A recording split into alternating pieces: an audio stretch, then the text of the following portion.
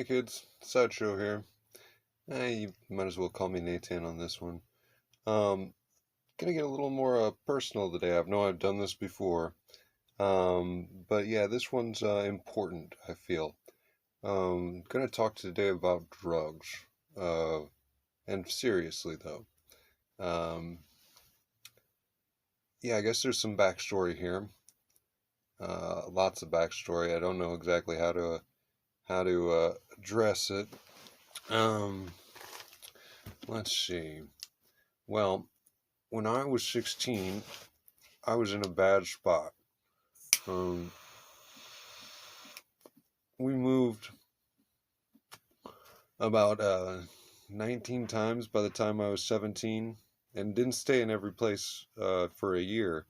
Sometimes we moved as much as 3 times in a month. um, my mother, I love her. We've gotten past a lot of this stuff, had mental health issues. She was convicted of child abuse and neglect 3 times. I was taken out of the house and put into foster home with my little brother. Um, yeah, it was a mess. She was married 12 times. I think she's up to 12 now. But bless her, I'm not her victim anymore, and we're on good terms. Um, yeah, that's not the point of this story. The point is, I was in a bad spot when I was 16. So being in this bad spot, I guess there's maybe a little more backstory. I was a nerd in high school, in all of school actually. Didn't have many friends. Yeah, nerded out to myself. Um, but the point of all this is that when I was 16, I decided to kill myself. I went out to the woods with the intent of dying there. Um, Now, I'd never done drugs, never had sex, never masturbated. Um, all those things were considered icky to me. But when I was out in the woods, an unusual thing happened. One of the cool kids from my school happened to be out there driving around, and he offered me a joint. Uh, and we smoked together. He was a guy I'd never been close friends with, just a common acquaintance. And yeah, he offered to smoke a joint, and I thought to myself, well, if I'm truly going to die here, if this is the end, fuck it. What harm could it do? Um, and what harm indeed? Uh, I got high, and I didn't kill myself. I instead decided to explore drugs, and alcohol, and sex, and masturbation. Um, Things that I hadn't done before, and which really added to my life. Um, a guy named Dr. Hart came out, uh, I guess a couple of years ago now, and admitted to his drug use. He's a heroin user. He uses it not casually. You can't casually use heroin, um, but deliberately. Deliberately, I guess we'll say. And he's a doctor. He's a teacher, a professor in college. He's a multi-written or multi-published writer. Um, yeah, he's a good dude, and he likes a little heroin every now and then. No big deal. I am a 20 plus year meth user. I have all my teeth. I own a home. I own a small business. Um, I'm a good guy. Uh, yeah, and not just meth. I use everything. A little bit of everything, except DMT. I haven't gotten to that yet, but I'd love to. Um, yeah, that's not really the point of this either. Uh, the point is that you can use drugs and not be a piece of shit, not be worthless to society. I participate in scouts with my kids. Um, I speak to my religious organization regularly. I'm in touch with my elders. Um, I I participate in life. I went out for football. I went out for wrestling. I was a scout. Uh, yeah, none of these things are negated by my drug use. Um, there's a difference between a junkie and a loadie, and I admit I go into junkie mode sometimes. Junkie is someone who has a drug of choice, that is their be all end all source of entertainment and mental health support and uh, things like that. A loadie is someone who just likes to get high. It doesn't matter what drug necessarily. Um, they're not scratching an itch. They're just sharing experience. And to me, drugs do have a functional use. When you take your life perspective very soberly and um, add up all the factors that are involved in life, and then you looked at the same life but through a bent perspective, it allows you to compare the two and contrast and see differences and learn about yourself. Um, that's what drugs are for. Um, yeah, psychedelics are amazing for this. If you can remember what you were like sober, and you can compare that to what you're like tripping, you're about to learn some stuff. Uh, and that's fundamental. Um, yeah, drugs saved my life. I've never thought about killing myself since. Um, I've met tons of people, I've grown socially. I think what really happens with drug use is uh, there's two kinds of people that find themselves with drugs. There's worthless assholes. They're bad people that would have been bad if there were no drugs. They're thieves. They're people who don't care about other folk, who just want to take whatever they can and have all the fun they can and say fuck it, fuck the world. I just want to get mine. That's one type. And then there's another type who just use it to enrich their lives. Um, they still hold office or keep jobs. I was promoted at every single job I've ever had, and well, almost every job. And every job that I took was better than the job before. So I really progressed when I was working. I'm disabled now. I don't need to talk about it here, but um, yeah. There's two kinds of people, and I think really the problem with rehabilitating these kinds of people is they don't want to change. Real real help, real treatment works whether you want it to or not. When you treat cancer, if you don't want the cancer to go away for some stupid reason, the treatment still works. Uh, well, in some cases, I realize cancer is a bad example, but when you treat a disease, whether you want it to work or not, it works. Um, using drugs isn't quite a disease in that if you don't want it to work, the treatment doesn't work. But I think we're treating it all wrong. Um, yeah, treatment should be based on not giving it up entirely, not not quitting altogether. It should be about how to live your life while getting high, how to keep a job, how to raise your kids, how to choose not to have kids if that's what you want. So many of these people are having children irresponsibly, and that's bad for them, and that's bad for the kids. Uh, yeah, yeah. Drug treatment should be about how to live your life and do drugs, how to budget and do a smaller amount at times when you don't have the finances. and how to party and binge responsibly. So you're not out hurting yourself or others, out driving or things like that. That should be what treatment's about.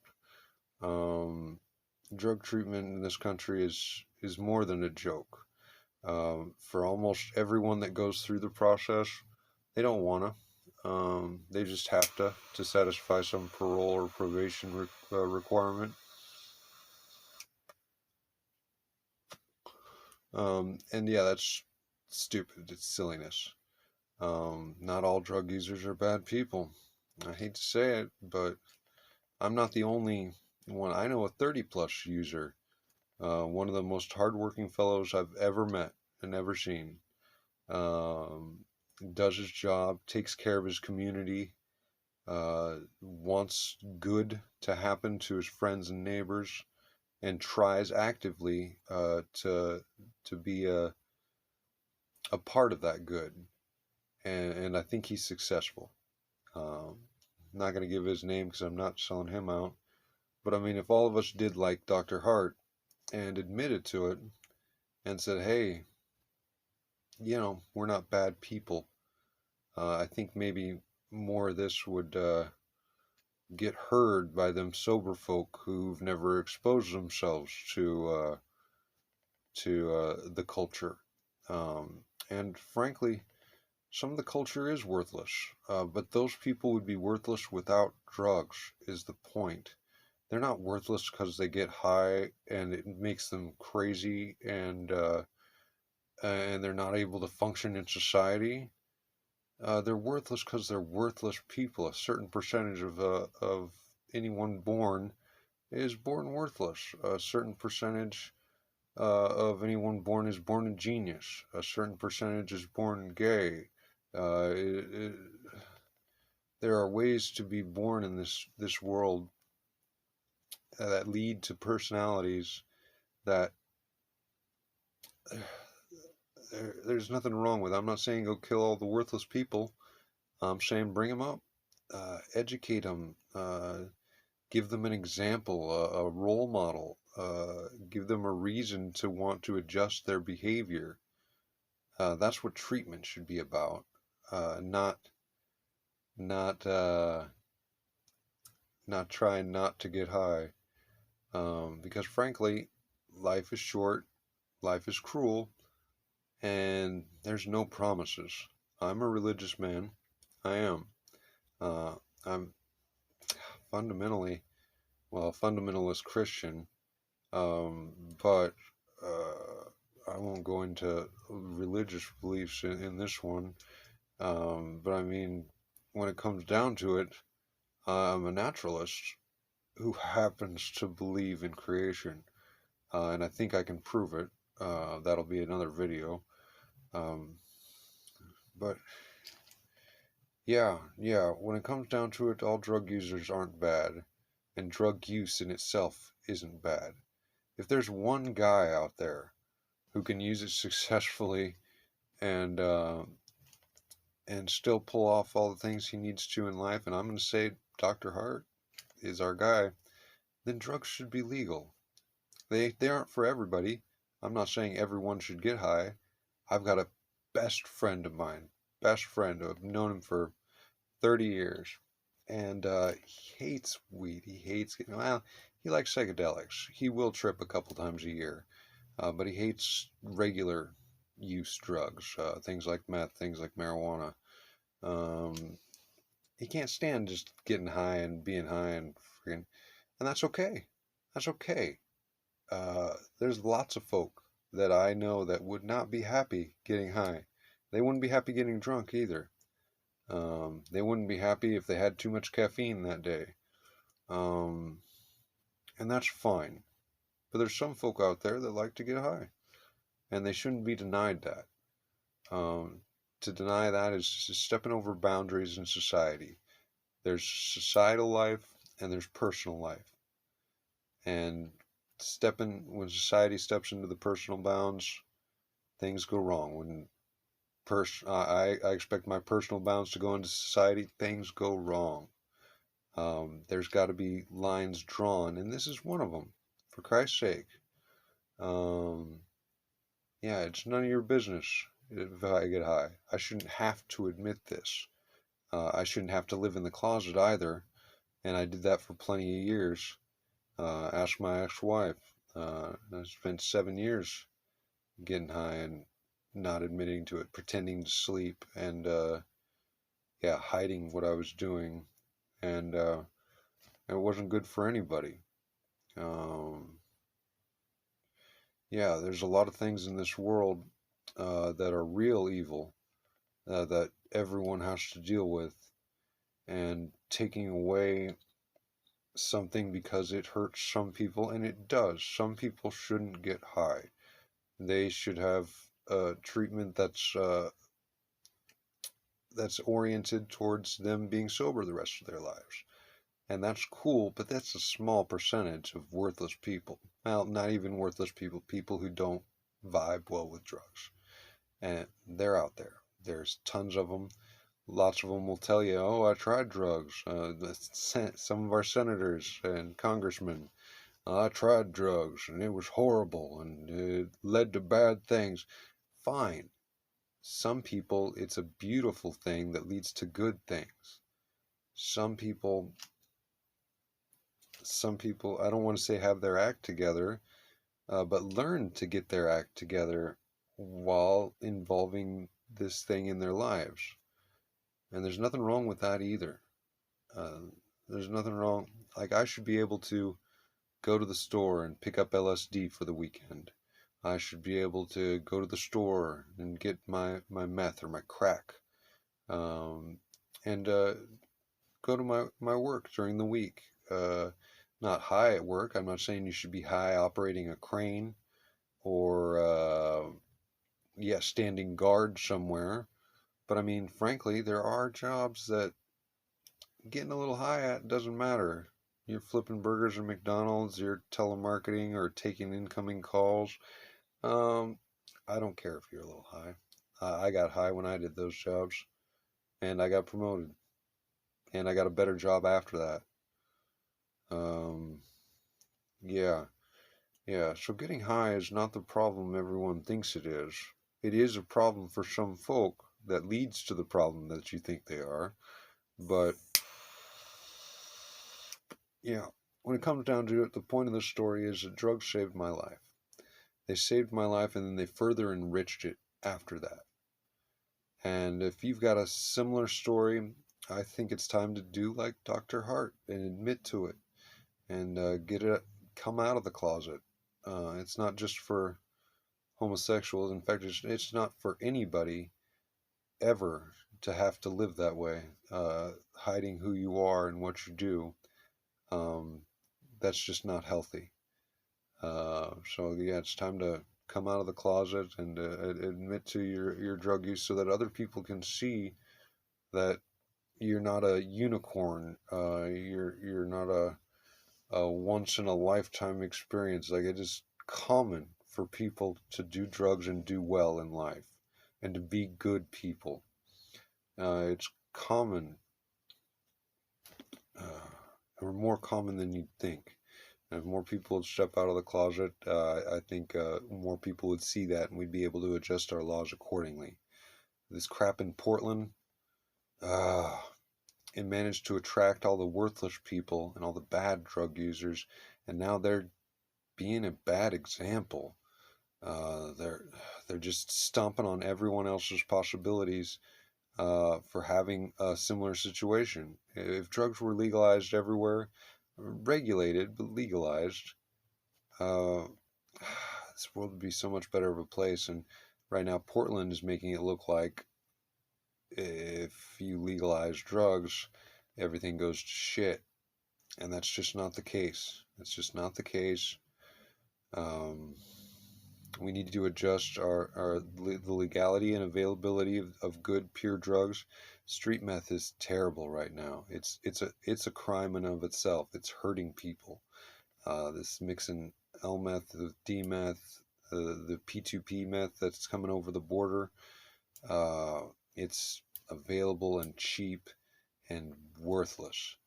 The instance of psychosis is, by my estimates like as much as 5 times as much as real D meth. Um, I'll do another video about yeah, new dope versus old dope. But yeah, yeah, like the way we've got things set up right now is hurting both drug users and sober people. It's hurting everyone. It's got to change. The way we treat drug use uh, is is a joke. It's got to change. Um, God, like I almost feel like it should be like a uh, God forgive me, I have a brain injury. Um, it should almost be like a Jedi Padawan relationship, like a master uh, and uh, and a student relationship. Uh, like what is it called when they do a job skill? Oh well, there's a word for the trainee and for the trainer, and yeah, someone with a responsible outlook, to be a mentor, to oh excuse me, um,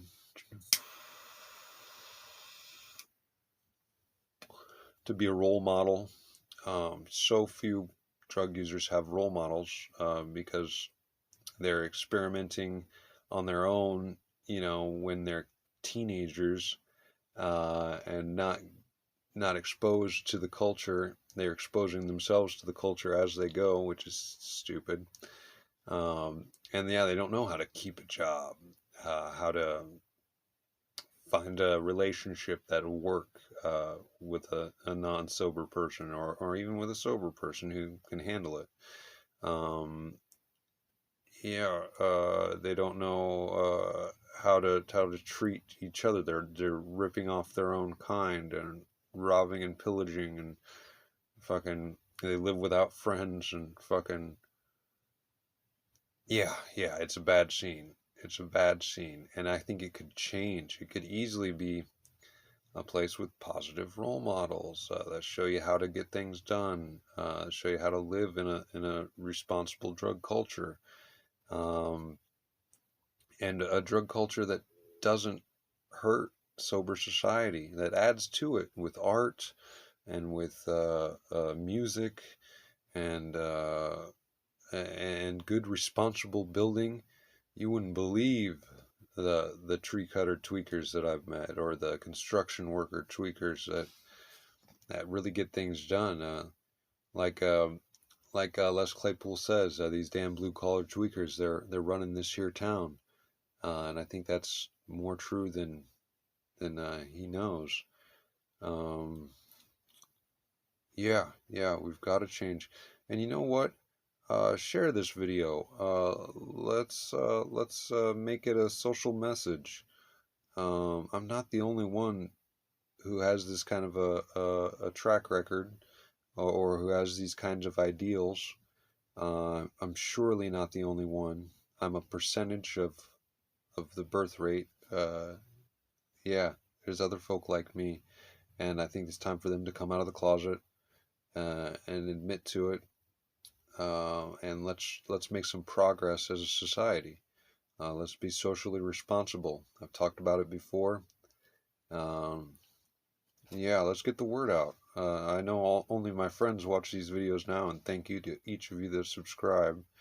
But yeah, if we could move this thing along, maybe make it a viral video, I would be so happy, not just because it was my video, uh, but also because it's an important social message.